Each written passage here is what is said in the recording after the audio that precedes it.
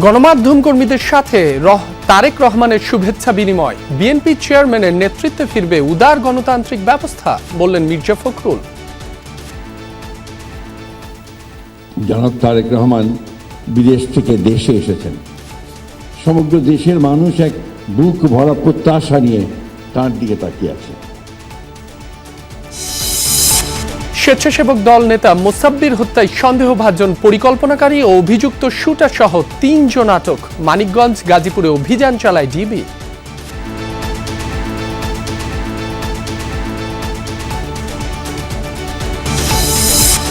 প্রার্থিতা ফিরে পাওয়া সহ নানা ইস্যুতে নির্বাচন কমিশনে চলছে আপিল শুনানি।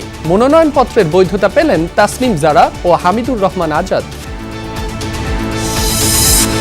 নির্বাচন কমিশনে নিবন্ধিত ৬০ দলের মধ্যে অংশ নিচ্ছে না ৯টি। সাংগঠনিক দুর্বলতা ও প্রার্থী সংকটে বড় দলের বিকল্প গড়ে উঠছে না, অভিমত বিশ্লেষকদের।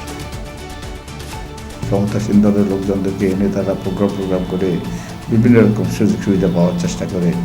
রিয়েল রাজনৈতিক দলের যেরকম কর্মকাণ্ড দেখা যায়, তাদের মধ্যে ওই কর্মকাণ্ডটা দেখা যায় না। ব্যাটারি চালিত রিকশা যেন রাজধানীর গলার কাটা। বুয়েটের উদ্ভাবিত ই রিকশায় পরিত্রাণ দেখছেন অনেকে। যাত্রী নিরাপত্তায় যুক্ত করা হয়েছে আধুনিক প্রযুক্তি। মার্কিন প্রবাসীদের অর্থ পাঠানোর নিয়মে পরিবর্তন।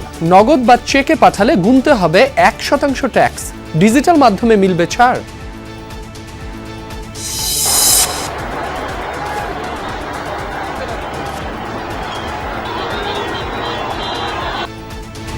ব্যাপক দমন পীড়নের মুখেও লাগাতার আন্দোলনে অগ্নিগর্ভ ইরান।